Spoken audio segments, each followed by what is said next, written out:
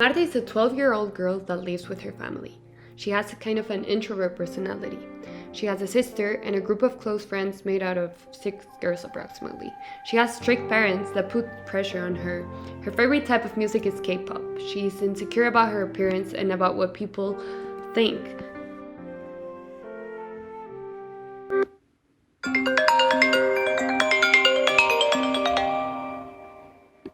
Hello, sweetie. How are you? Hi, Mom. I was just watching TikTok dances. You? Oh, nice. Well, I actually wanted to talk to you about that. I noticed that this has been a rough year for you, and I think it's because you're entering to a complicated age. You know that in this house, we work hard to get far and get what we want, and we always want to have the best tools to help us get to the places we want. So I want you to talk about this because I think it's important to educate you about this. And we know you are responsible and that you only use social media because it's fun like right now, but I think it's our duty to teach us about how social media actually works. So it should be your decision after if you want to use it or not. But I want to tell you something. Mom, you're scaring me. Phones are pretty cool, you know. I really like what they bring into my life. It's like it can enable me to keep connecting with my friends and like see what they're doing, you know. Well, but no, let me tell you, it's not that way. It actually does a lot more than just keeping you connected with your friends. Do you remember how last day we were at Walmart and there were these two women screaming at each other because one of them was not wearing a mask? Yeah, it was terrible. Yeah, well, you asked me why is the world in so much chaos currently? Everyone seems to hate each other.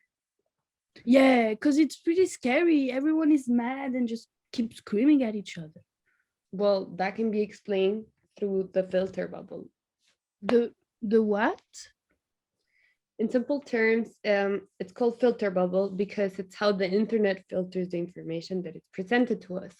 Do you realize how social feeds, like right now in your TikTok, your feed, it mostly shows you information that confirms your prior belief, like what you currently like, the things you are interested only, and this can cause something called confirmation bias, in which our brain believes in information that confirms only our prior beliefs. Mm, okay, that's interesting. But what does it have to do with the word being so mad? Well, it's complicated. You know, this leads to no room for debate, meaning that there is no room for listening to others' opinion, and we get stuck in our own beliefs. And most importantly, we think it's the only right thing and become extreme about our opinions, about what we like, about what we're interested in. I'll show you the TED Talk. We watch it with your dad. Please, nice. But is it going to be boring? What is it even talking about? Okay, basically, it's Praser's TED Talk, and it's not boring. He says that at first the internet meant a connection to the world, which is something cool, which Ooh. like we agree that it's something that we like and that should bring everyone together. But it's doing the opposite thing right now. This guy argues that algorithms learn how we are, how you are right now, and create out our filter bubble based on what we click and how we long spend looking at particular content. He says that these filter bubbles we can feel can will and will negatively affect society, and that's what we're worried about because algorithms are confining people into their small bubble and their small groups of information, and that's a bit dangerous, and that's what causing polarization of opinions, and that's why the men were screaming at each other at Walmart.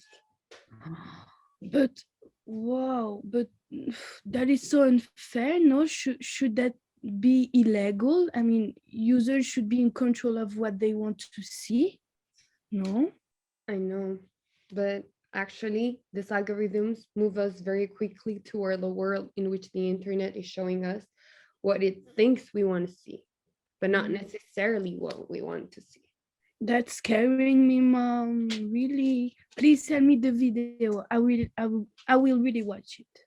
Okay, I'll watch it and go fun with your friends now. Stay out of Thank your you. phone. I'll watch the video later. I promise. Bye, Bye, Mom. sweetie. Mark Zuckerberg, After a watching the journalist, was documentary and hearing her mom say that, Marta freaked out. She didn't want to be part of this filter bubble and follow under the weaknesses and negative effects of social media. So she decided to do a little experiment and test if social media was actually impacting her and her life, and decided to quit, at least for a few days, her social media. Hey Marta, so you won't believe what I've heard the boys are talking about. They're gonna do a list about the hottest girls in our class. Hey Lucy. Well, Hey Lucy. yes, I've I been heard, thinking I want but to I do am some sure I am weight. not in the lead since I grew up so much the past year. My body is starting to develop and I look fat. I have been recently thinking and I want to lose weight. Yes, and I think it's a very good option. We should look like Victoria's Secret models by this summer. Oh, nice. Do you know any tips? Do you want to plan a diet together so we can count calories each? Oh, sure. Sounds great.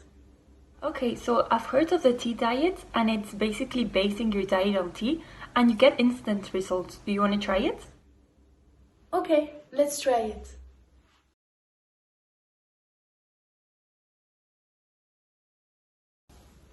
Hey mom, I feel super lonely recently. I shared some opinions with my friends and now I feel pressure to follow them and do the things the way they do.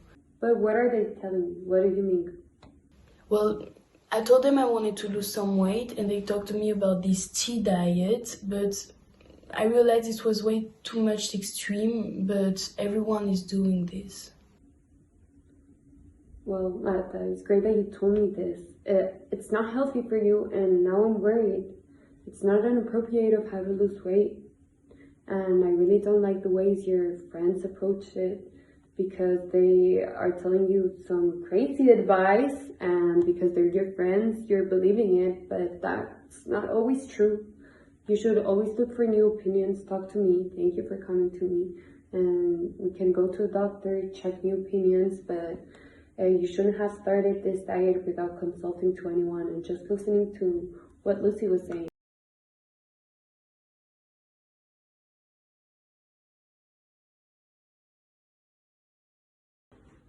Marta, where are you going dressed like that? Hey! Oh, I was going to Lucy's house. That's not appropriate for a girl your age. I think you're showing too much skin. It doesn't suit you. I don't like it. Why? Don't you like my top and my mini shirt? It's one of my favorites. Well, I don't think it's appropriate or it's even your style. Maybe you could use the blues that I got for you last week. It had long sleeves, remember? It was a lot looser. I think it was more your style, girl. Oh, okay. Then I guess I'll go change it for a blouse.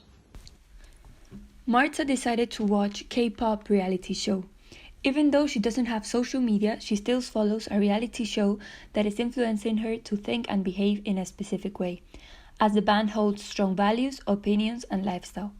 The information she received will be from one perspective, as well as the information which supports her views and thoughts, meaning that she's falling into confirmation bias and self-selected personalization, which refers to the personalization that we voluntarily do to herself.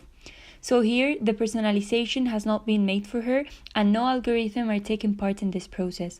However, her election on what she's watching will have an effect and influence in her thoughts and opinions. In this case, she is uniquely being influenced by one source of information, and on top of that, she idolizes the behavior of the band, meaning that she's more likely to follow it.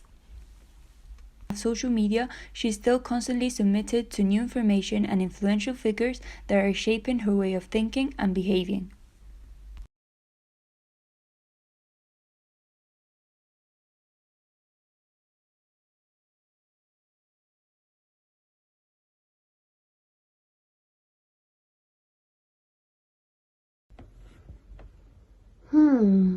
So,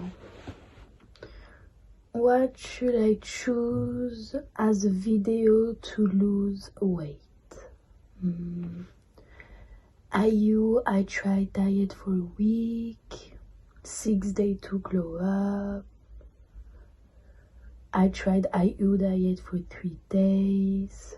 This is what happened. Weight loss motivation. 3 days, -5 kilos. Oh, okay. Okay.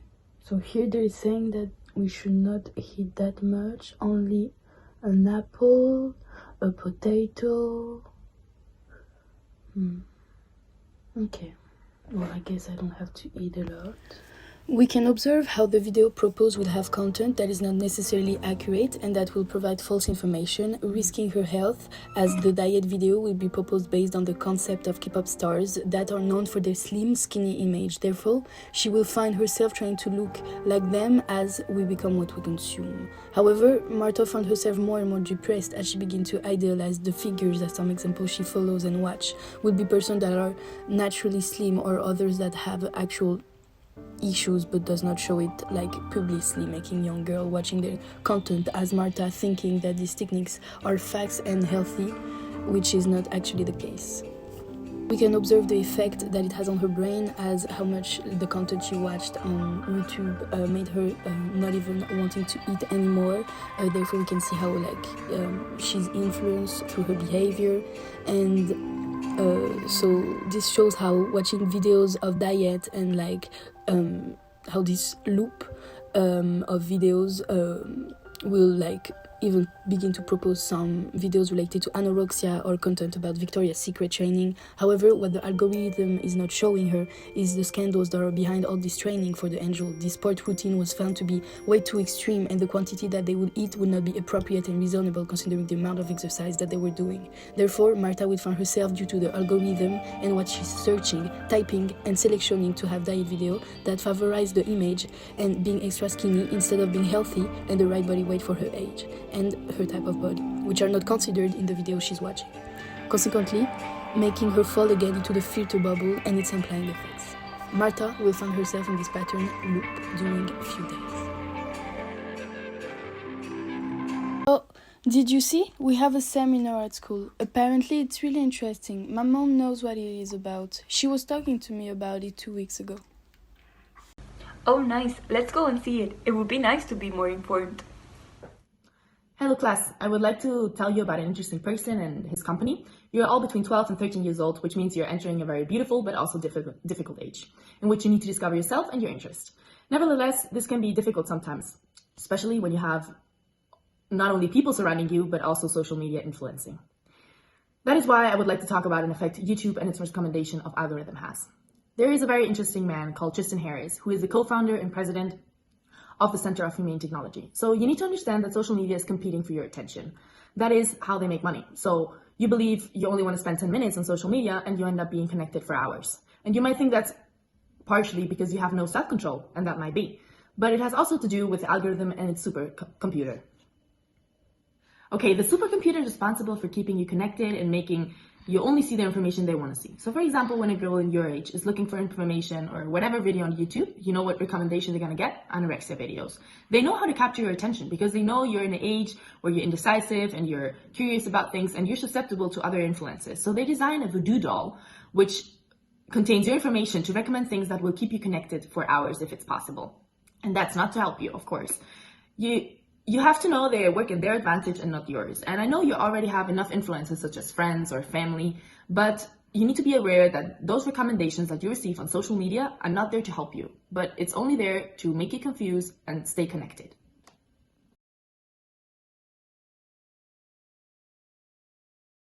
Okay, we believe that human technology is one of the most successful and innovative companies. The focus on radically re-imaging technology businesses models in which technology is aligned with human interests.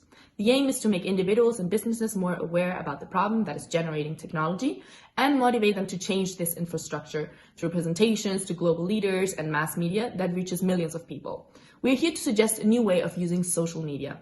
We are not telling that the solution to your problem will go away if you stop using these apps. The truth is, we live in times where a phone and being connected can be very helpful and very necessary. The Netflix documentary Social Dilemma has shared interesting insights as well as awareness of the situation. We want to teach young people, beautiful minds like yours, how the current situation works, and we want to teach you how to control them. That means it's about re-imaging and readapting according the main values humanity has. We don't want to build networks that influence the weakness of humanity. We want networks that promote the positive aspect of our psychology. Filter bubbles are an issue of human nature. They fit into the worst part of our human weaknesses because we don't want our ideas to be challenged. We are to blame for putting ourselves into filter bubbles. Filter bubbles have negative effects, and each person has important roles in breaking free, from the creators of social media to schools, down to our own role in overcoming them. We want networks that promote the positive aspect of our psychology. So our main goal is to be able to change the mindset from a persuasive technology system to a much controlled and humane technology, by putting pressure to tech leaders, of course. The Center of Humane Technology seems to be a movement in which the idea of putting a little control on the tech companies results in converting technology into less intrusive and influential in people's life. I know we're talking to a young generation, but it's in your hands to understand and open your eyes about reality. Accept technology, but improve it. Make it more human, less superficial, and especially more positive instead of negative.